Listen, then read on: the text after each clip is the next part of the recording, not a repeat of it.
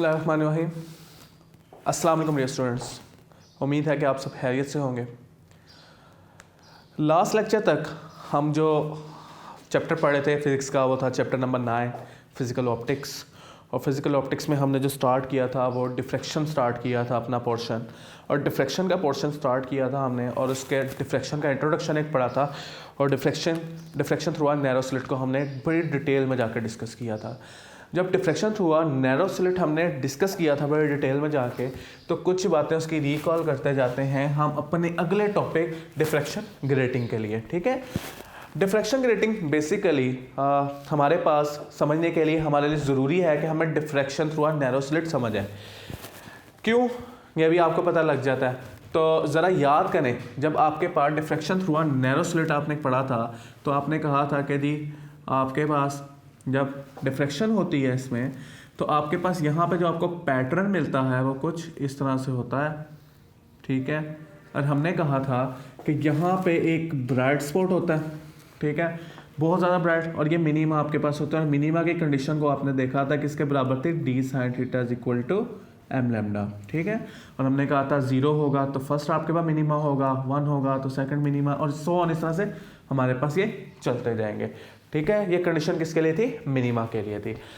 आज हम चूंकि डिफ्रैक्शन ग्रेटिंग पढ़ने लगे और डिफ्रैक्शन ग्रेटिंग के बारे में मैंने बात की कि डिफ्रैक्शन थ्रू नैरो स्लिट ही है बेसिकली। तो आपके पास डिफ्रैक्शन ग्रेटिंग क्या है, बेसिकली एक इंस्ट्रूमेंट है जिससे आप डिफ्रैक्शन को डिस्कस करने के लिए या स्टडी करने के लिए यूज़ करते हैं।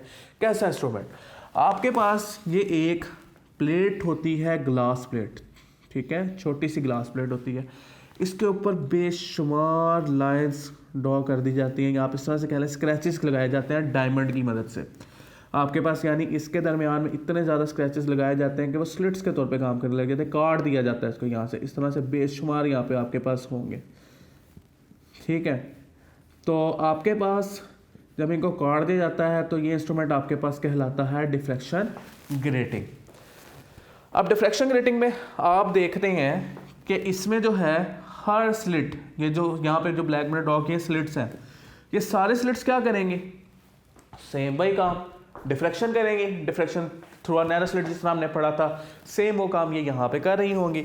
आपके पास डिफ्रैक्शन थ्रू आ नैरो स्लिट वाला हर स्लिट लेकिन ये काम अलग अलग कर रही होगी। तो डेफिनेशन में इंट्रोडक्शन में यही लिखा कि ये ग्लास प्लेट है जो कंसिस्ट आपके पास करती है किस चीज़ पर मुश्तमिल है, बराबर की पैरेलल लाइंस के बराबर सा फासले पे पैरेलल लाइंस ड्रॉ होती हैं, जो कि एक बहुत अच्छे डायमंड के नोक से उसको स्क्रैच कर दिया जाता है या आप उसमें स्लिट्स बना देते हैं। अच्छा जी, ये बड़ी इंपॉर्टेंट बात है, इंटरेस्टिंग बात है, कितनी ज़्यादा लाइंस हो सकती हैं आपके पास एक डिफ्रैक्शन ग्रेटिंग इंस्ट्रूमेंट में। इसमें 400 to 5000 लाइंस पर सेंटीमीटर हो सकती हैं, यानी अगर आपके पास 1 सेंटीमीटर समझते हैं कुछ इतना बन रहा होगा, बहुत थोड़ा इससे भी, इसके दरमियान में 400 से लेके 5000 तक लाइंस हो सकती हैं। ठीक है, तो आप इसकी मदद से डिफ्रैक्शन ग्रेटिंग की मदद से डिफ्रैक्शन का फिनोमेना डिस्कस करते हैं फिर आगे। अच्छा, डिफ्रैक्शन ग्रेटिंग ना एक हम जो है अपनी रियल लाइफ में भी देखते हैं। कहाँ पे, डिफ्रैक्शन ग्रेटिंग को देखने के लिए कभी आप लोग दरख्त के नीचे जाके दोपहर के वक्त आपने देखा हो तो दरख्त के ऊपर से लाइट छन छन के पत्तों में से आ रही होती है, मतलब अपना रास्ता किसी ना किसी तरह बना रही होती है डिफ्रैक्शन के थ्रू। तो बहुत ज़्यादा वहाँ पे क्या होते हैं, छोटी छोटी सी स्लिट्स बनी होती हैं, मतलब आपके जो पत्ते एक दूसरे के ऊपर रखने आने की वजह से उसमें बहुत सारे स्लिट्स बनी होती हैं। अब वो क्या होते हैं, लाइट आपकी जब छन छन के आती है आपको तो वो नज़र आती जाती है लाइट आपके पास डिफ्रैक्ट होती हुई। वहाँ पे क्या होता है, बेसिकली वो डिफ्रैक्शन ग्रेटिंग है आपके पास, लेकिन वो नेचुरल फिनोमेना है। इसी तरह जब बादल आए हुए और उसमें से रोशनी आपकी सूरज जो है अपनी रोशनी सूरज की रोशनी गुजर रही हो, तो वहाँ भी क्या हो रहा होता है, आप देखेंगे कि रोशनी डिफ्रैक्ट होते हुए आ रही है। इस तरह धूप में आप बालों में अपने देखें तो आपको नज़र आता है कि डिफ्रैक्शन ग्रेटिंग का आपको प्रोसीजर नज़र आएगा कि आपके बालों से लाइट क्या हो रही होगी, डिफ्रैक्ट हो रही होगी। ठीक, तो ये नेचर में फिनोमेना मौजूद हैं, आप इनको ऑब्जर्व कर सकते हैं। तो डिफ्रैक्शन ग्रेटिंग मैंने कहा 400 to 5000 लाइंस पर सेंटीमीटर होती हैं। अच्छा, यहाँ पे अगर मैं ये बात करूँ कि दो स्लिट्स के दरमियान में फासला कितना होता है, तो मैं यहाँ पे मैं उसका नाम भी एक दे सकता हूँ, उसका नाम है आपके पास ग्रेटिंग एलिमेंट। ठीक है, याद रखना है दो स्लिट्स के दरमियान में फासला जो होता है वो क्या कहलाता है, ग्रेटिंग एलिमेंट। और ये दो एडजेसेंट लेयर्स हैं, ठीक है। इसके डेफिनेशन हम कैसे लिखेंगे, हम लिखेंगे द डिस्टेंस बिटवीन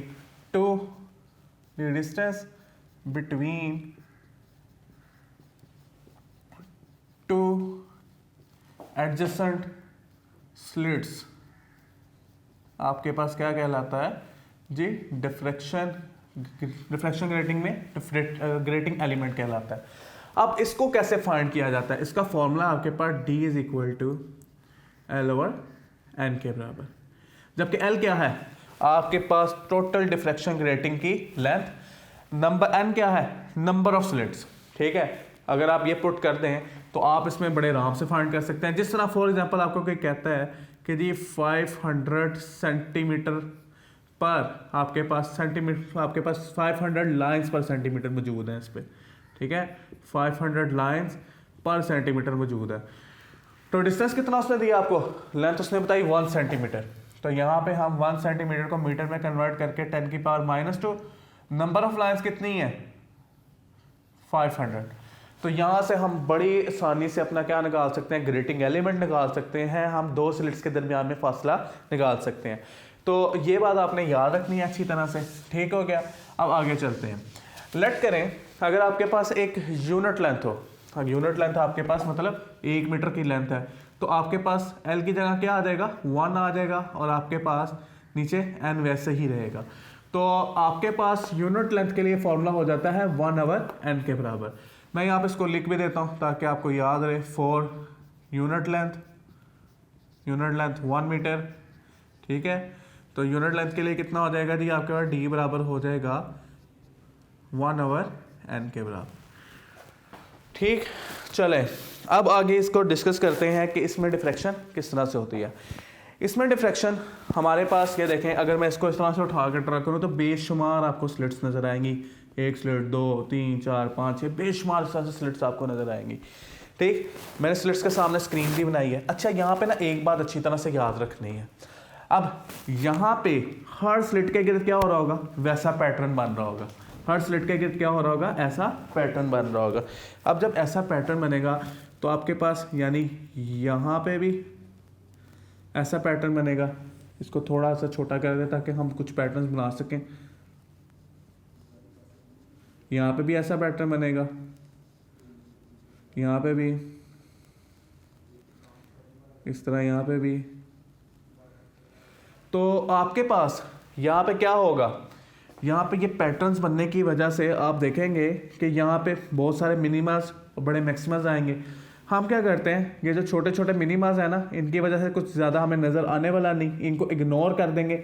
हम जो ब्राइट था ना हमारे पास, ये जो सेंटर वाला हाई इंटेंसिटी मैक्सिमा था, इसको यहाँ पे देखते हैं, ठीक है। इसको यहाँ पे हम ऑब्जर्व करेंगे, यहाँ पे जो भी हम डिस्कस करेंगे इसके लिहाज से करेंगे।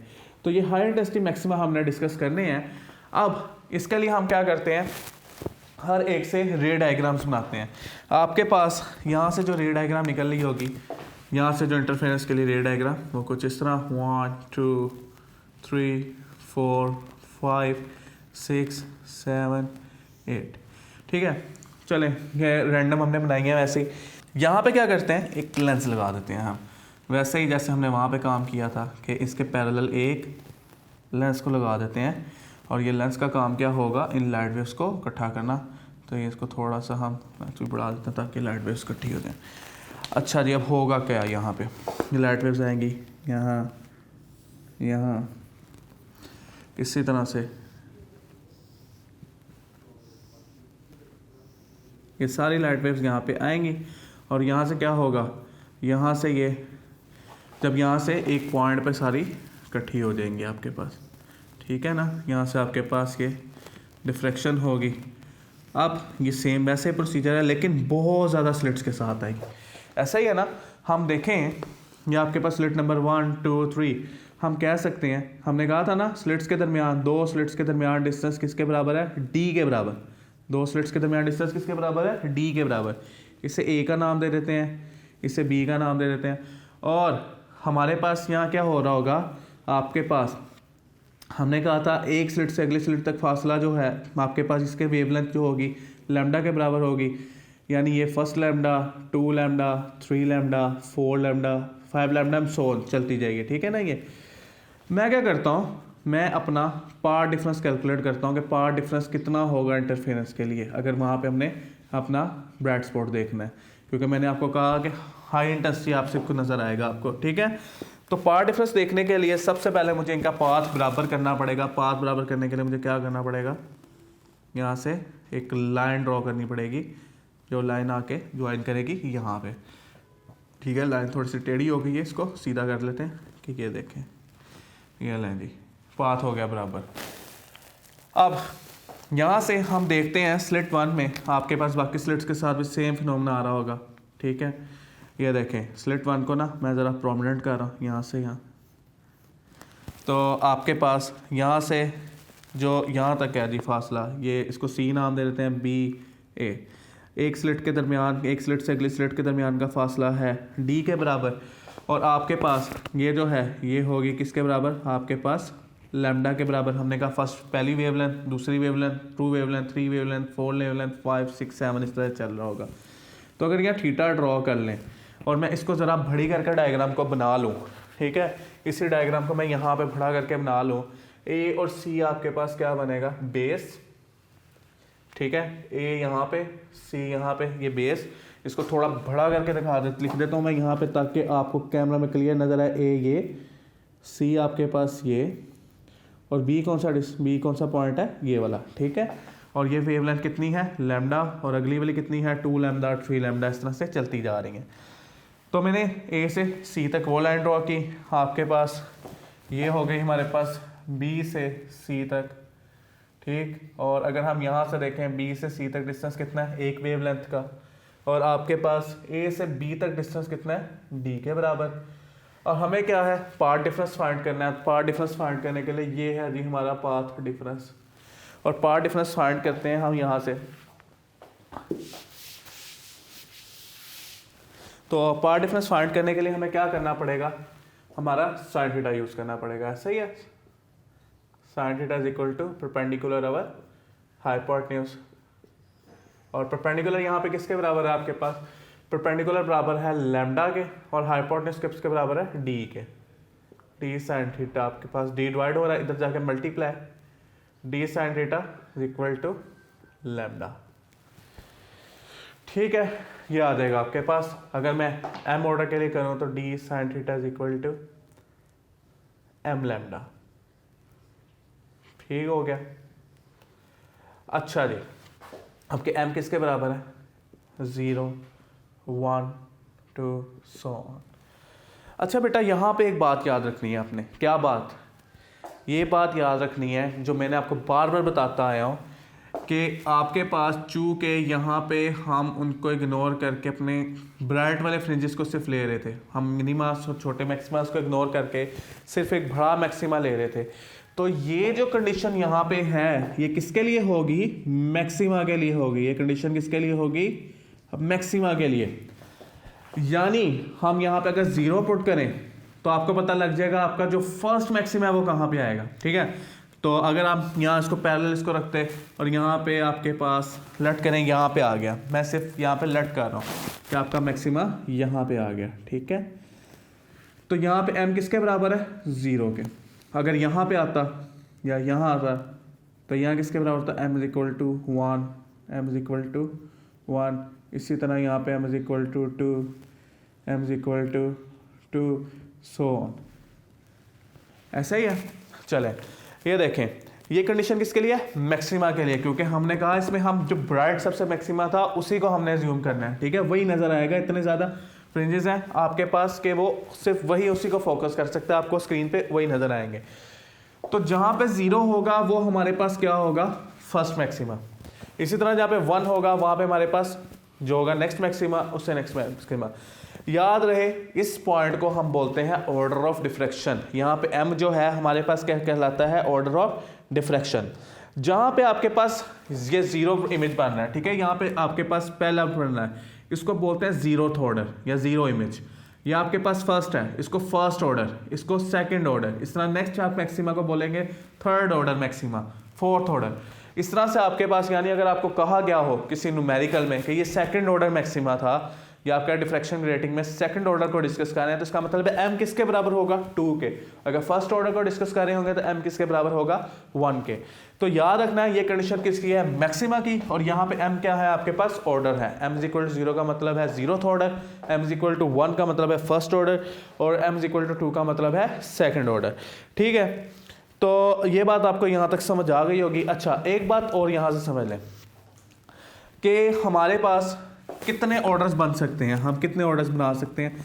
यहाँ से m निकाल लें, m is equal to d sine theta, lambda multiply हो रहा है इधर आके डिवाइड हो जाएगा। याद रखना है m इन्वर्सली प्रोपोर्शनल है वेवलेंथ के। ठीक है, यानी वेवलेंथ जितनी ज़्यादा होगी किसी लाइट की, उसके जो है ब्राइट स्पॉट्स भी उतने कम बनेंगे। लेकिन अगर आपके पास वेवलेंथ हो जाती है कम, तो उसके ऑर्डर्स भी क्या होंगे, बहुत ज़्यादा बनेंगे, आपको बहुत ज़्यादा मैक्सिमस देखने को मिलेंगे। ठीक है, तो अगर वेवलेंथ जितनी कम होगी आपको ऑर्डर उतने ज़्यादा मिलेंगे, क्योंकि ये क्या है, इन्वर्सली प्रोपोर्शनल है आपस में। तो यहाँ तक ये बात आपने अच्छी तरह से याद रखनी है। ये था हमारे पास डिफ्रैक्शन ग्रेटिंग का टॉपिक। आगे हम जा रहे हैं जो हमारा लास्ट टॉपिक है चैप्टर का, आपके पास डिफ्रैक्शन थ्रू एक्सरेज, और वो बड़ा एक इंटरेस्टिंग सा टॉपिक है, उसको भी जल्दी से हम डिस्कस कर लेते हैं ताकि आज हमारा जो है चैप्टर ये ख़त्म हो जाए। ठीक है, इसको तब तक मैं मिटाता हूँ आपके लिए। हाँ, ये ले लिए, इसको आपने प्रैक्टिस करना है अच्छी तरह से बेटा। ये छोटे छोटे से टॉपिक्स हैं, आपकी पर जो है ग्रिप बड़ी अच्छी होनी चाहिए। आपको पता होना चाहिए मैक्सिमस की कंडीशन कहाँ पे है, मिनिमा की कंडीशन कहाँ पे है, और ये इजी टॉपिक है। ठीक है, तो एक्सरे डिफ्रैक्शन हम डिस्कस करते हैं। एक्सरे आपके पास diffraction through diffraction of X ray crystals.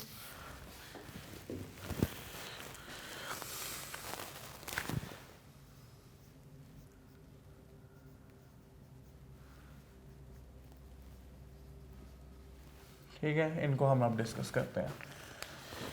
Crystals में आपके पास कैसे, अच्छा बेटा, स्लिट्स को हमने पढ़ा था। जब स्लिट्स को हमने पढ़ते हुए कहा था कि ये स्लिट है और इनके दरमियान में जो डिस्टेंस होता है वो होता है माइक्रोमीटर्स में। लिहाजा अगर आपके पास कोई लाइट जो आपके पास होगी, इससे बड़ी लाइट होगी, वो क्या होगी, यहाँ से डिफ्रैक्ट हो जाएगी। ठीक, अगर आपके पास ये लाइट यहाँ से इस तरह से आ रही है तो वो यहाँ से डिफ्रैक्ट हो जाएगी। लेकिन बेटा एक्सरेज जो है ना, एक्सरेज की आपके पास जो है वेवलेंथ वो बहुत छोटी होती है। कितनी छोटी, एक्सरेज की वेवलेंथ जो होती है, एक्सरेज की कुछ प्रॉपर्टी साथ साथ मैं डिस्कस करता जाऊंगा कि एक्सरेज की जो वेवलेंथ है,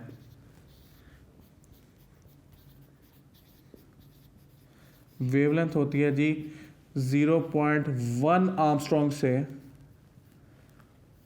10 आर्मस्ट्रॉन्ग तक। ये आर्मस्ट्रॉन्ग क्या बुला है जी, याद रखें ये भी यूनिट है आपके पास लेंथ का। 1 आर्मस्ट्रॉन्ग इक्वल होता है 10 की पावर माइनस 10 मीटर के। किसके, 10 की पावर माइनस 10 मीटर के। तो ये बात अच्छी तरह से याद रखनी है कि 1 आर्मस्ट्रॉन्ग किसके बराबर, 10 की पावर माइनस 10 मीटर। अब ये माइक्रोमीटर से भी छोटा है। ठीक है, अब देखें बहुत छोटी है आपके पास, तो ये यहाँ पे आपके पास आएगी छोटी सी एक्सरे। ठीक है, अब छोटी सी एक्सरे इसके अंदर क्या करेगी, क्योंकि वेवलेंथ इसकी क्या है, बहुत लेस है, किससे, डिस्टेंस बिटवीन स्लिट से, तो ये यहाँ से बड़े आराम से पास हो जाएगी, डिफ्रैक्शन नहीं होगी। मैंने आपको कहा था कि लैम्डा या तो बराबर होना चाहिए डिस्टेंस के या इससे बड़ा होना चाहिए, तो यहाँ पे डिफ्रैक्शन नहीं होगी, बड़े आराम से आपके पास एक्सरेज पास होती जाएगी यहाँ से। तो फिर एक्सरेज की डिफ्रैक्शन कहाँ होगी, एक्सरे की डिफ्रैक्शन कहाँ होगी, बड़ा इंपॉर्टेंट क्वेश्चन। इसको डिस्कस किया W.H. ब्रैग ने एंड W.L. ब्रैग ने। ठीक है, यहीं पे हम ब्रैग्स इक्वेशन भी पढ़ेंगे, इसको आपने टॉपिक को बड़ी अच्छी तरह से सुनना है। ठीक है, इसको डिस्कस किया W.H. ब्रैग ने और W.L. ब्रैग ने। ठीक है, अब उन्होंने कहा कि अगर इनको आपका डिफ्रैक्ट होना है एक्सरे को, तो ज़रूरी है कि आपके पास कम से कम ये ऑर्डर हो, 10 की पावर माइनस 10 मीटर आपके पास स्लिट हो, उसमें से ही होगा, या इससे छोटी स्लिट हो। तो उन्होंने इसको डिफरेंट क्रिस्टल्स पर ट्राई किया, क्रिस्टल सोडियम क्लोराइड के। सोडियम क्लोराइड आपने नमक जो हमारे पास आम मिलता है, कभी आप देखें तो वो एक पूरा आपके पास एक पत्थर की तरह होता है और उसके दरमियान लेयर्स जो होती हैं ना इस तरह से होती हैं, इस तरह से लेयर्स होती हैं नमक की हमारे पास सोडियम क्लोराइड की। अगर मैं इसको ड्रॉ करूँ ना ज़रा बढ़ा करके तो कुछ ऐसा बनेगा। क्यूब बनाना हमने बचपन में सीख लिया होगा, तो वही क्यूब बनाते हैं। तो आपके पास कुछ इस तरह से स्ट्रक्चर बन रहा होगा। ये काम बड़ा मज़ा आता है करने का बच्चों को, क्यूब बनाना। ठीक, तो इस क्यूब को ज्वाइन कर देते हैं हम। ये लें जी। अब क्या होगा, यहाँ पे आपके पास एक क्यूब की शक्ल में होता है सोडियम क्लोराइड, और आपके पास यहाँ पे सोडियम होंगे और यहाँ पे क्या होंगे, क्लोराइड होंगे। ऐसा ही है। इसको मैं सारा ड्रॉ कर देता हूँ, ये सोडियम क्लोराइड। इसी तरह आपके पास एक क्रिस्टल में यहाँ पे सोडियम क्लोराइड और यहाँ पे सोडियम और यहाँ पे क्लोराइड। तो ये एक पूरा क्रिस्टल किसका तैयार हो जाएगा आपके पास, सोडियम क्लोराइड का। अब यहाँ पे ये सोडियम क्लोराइड का एक क्रिस्टल हमारे पास बन गया। ठीक, और यहाँ पे मैंने आपको बताया कि ये पार्ट्स क्या है, ये सोडियम है, ये क्लोराइड है, इसी तरह ये भी क्लोराइड है। अच्छा जी, सोडियम और क्लोराइड के दरमियान में जो डिस्टेंस है उसको हम नाम दे देते हैं डी का। ठीक हो गया, यानी दो लेयर्स जो आपके पास है ना, ऊपर और नीचे की लेयर्स, उनके दरमियान डिस्टेंस कितना है, डी के बराबर। अच्छा, इन लेयर्स को ना, ये जो कि सोडियम क्लोराइड की क्यूबिक लेयर्स हैं, इनको मैं बढ़ा करके ड्रॉ करता हूँ यहाँ पे। ठीक, कैसे, पहली लेयर, दूसरी लेयर, तीसरी लेयर। ठीक, इस तरह से सोन की लेयर्स चलती रहेंगी। अब यहाँ पे आपके सोडियम क्लोराइड सारे लगे होंगे कुछ इस तरह से। चले मैं इनको ब्लैक से शो करता जाता हूँ। ब्लैक, यहाँ पे सारे सोडियम क्लोराइड ऐसे कंबाइन होंगे।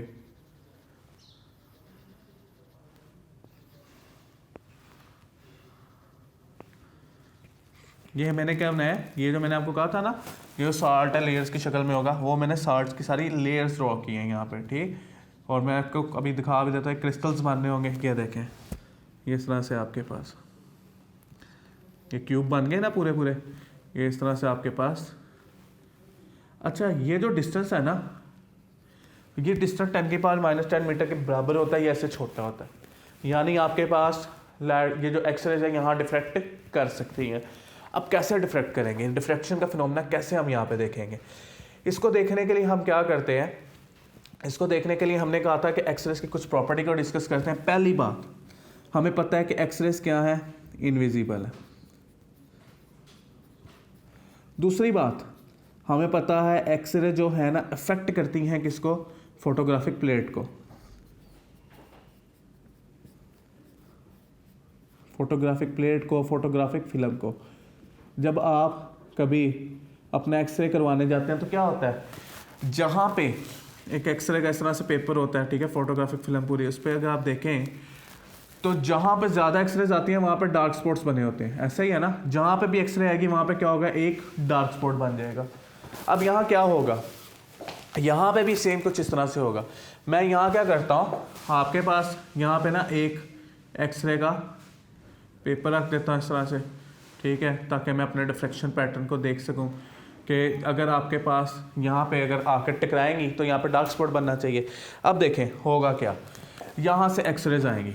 अब जब एक्सरेज आएंगी तो वो एक्सरेज आकर टकराएंगी आपके साथ, किसके साथ, इसके क्रिस्टल्स के अंदर मौजूद एटम्स के साथ। ठीक है, अगर सोडियम क्लोराइड का क्रिस्टल है, इसमें मौजूद एटम्स के साथ टकराएंगी। अभी फॉर एग्जांपल यहाँ आकर टकराई, अभी हर जगह पे क्या हो जाएगी, डिफ्रैक्ट हो जाएगी। ये हर जगह पे डिफ्रैक्ट हो जाएगी, लेकिन इसके कुछ हाई इंटेंसिटी पैटर्न्स भी होंगे।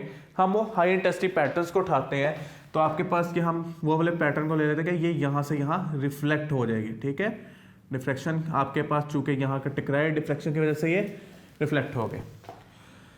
इसी तरह चलें इसको थोड़ा सा हम इस तरह से बना लेते हैं कि बराबर है कि रिफ्लेक्शन में हमें पता है angle of incidence angle of reflection के बराबर होता है। इसी तरह आपके पास एक लाइट वेव आएगी, यहाँ से यहाँ टकराएगी और यहाँ टकरा के वो चली जाएगी यहाँ पे। अब क्या हुआ, यहाँ पे जो हमारे पास है, आपके पास जो हमारे पास फोटोग्राफिक फिल्म है, यहाँ पे फोटोग्राफिक जो फिल्म हमने रखी हुई है, इसको थोड़ा सा बड़ा कर लेते हैं फिनोमेना को समझने के लिए।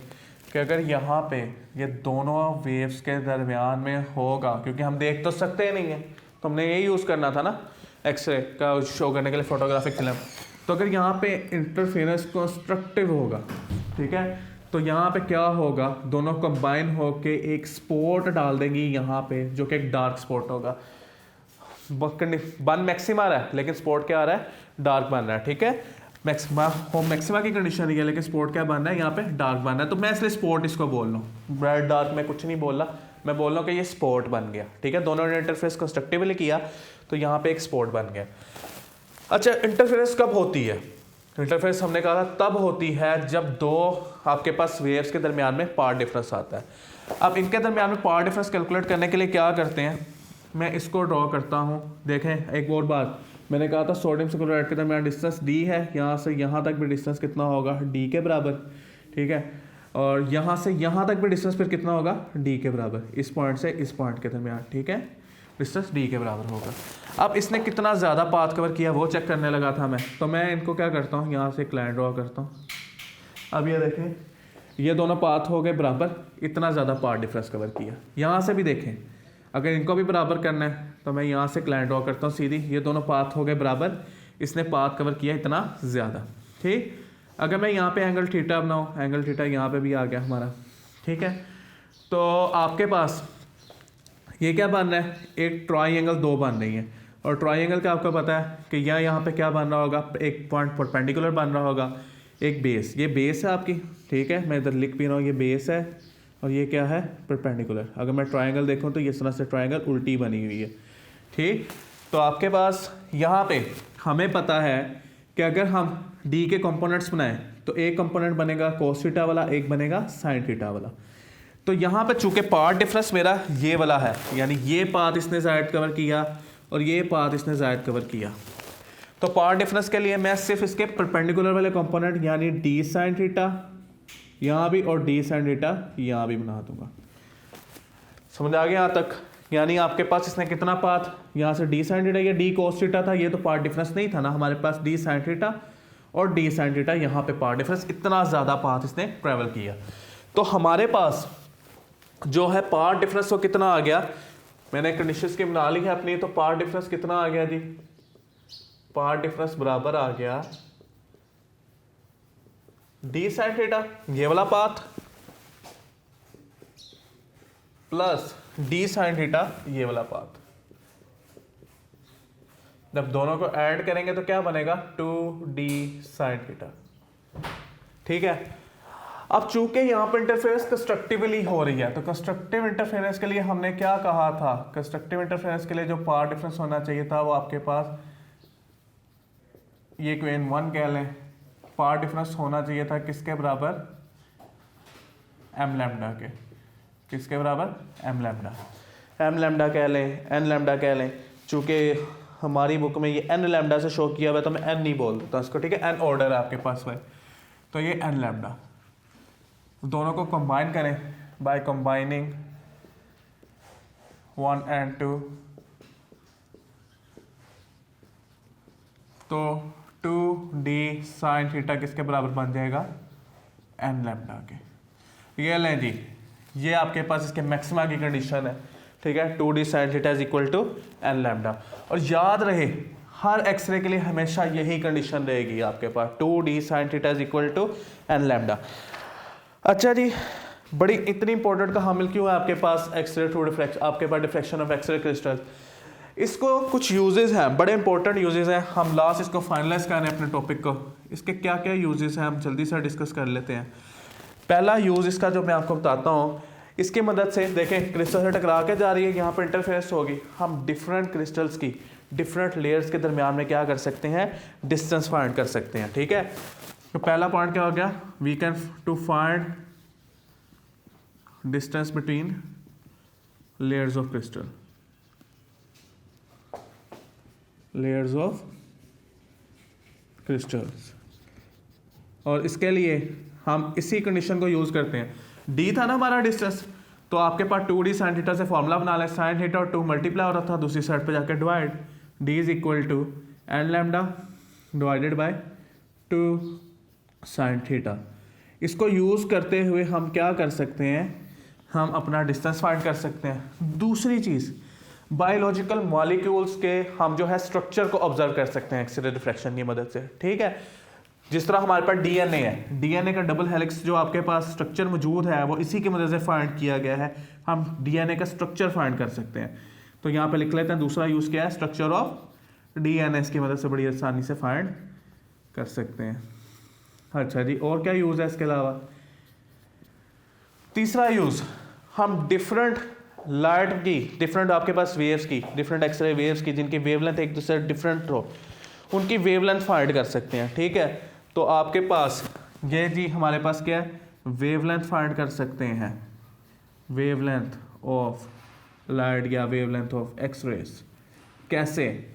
यहाँ से लैम्डा अलग कर लें, एन मल्टीप्लाई हो रहा है, जाके डिवाइड करें, lambda is equal to 2d sin theta divided by n. और एक बहुत ही इंपॉर्टेंट बात आपको याद रहे कि ये इक्वेशन हमारे पास जो है वो कहलाती है ब्रैग्स इक्वेशन। अगर आपको कभी क्वेश्चन आए कि जी ब्रैग्स इक्वेशन को ड्राइव करें या ब्रैग्स इक्वेशन पर डिस्कस करें, तो आपके पास ये टॉपिक सारा होगा, ठीक है। तो ये हमारे पास है ब्रैग्स इक्वेशन, जो किस लिए यूज़ होती है, एक्सरेज के लिए यूज़ होती है। उम्मीद है कि आपको ये सारा टॉपिक बड़ी अच्छी तरह से क्लियर हो गया होगा, समझ आ गया होगा। तो आज के लिए इतना ही था। हमने 2 इंपॉर्टेंट अपने टॉपिक्स करके तो अपना टॉपिक जो चैप्टर है वो हमने वाइंड अप कर लिया। अब इंशाल्लाह नेक्स्ट लेक्चर में हम शॉर्ट क्वेश्चन और न्यूमेरिकल्स पे जाएंगे और कोशिश है कि उन्हें जल्द से जल्द ख़त्म करके हम नेक्स्ट चैप्टर पे चले जाएं। तो इसको पढ़िएगा बेटा, इसकी प्रैक्टिस कीजिएगा।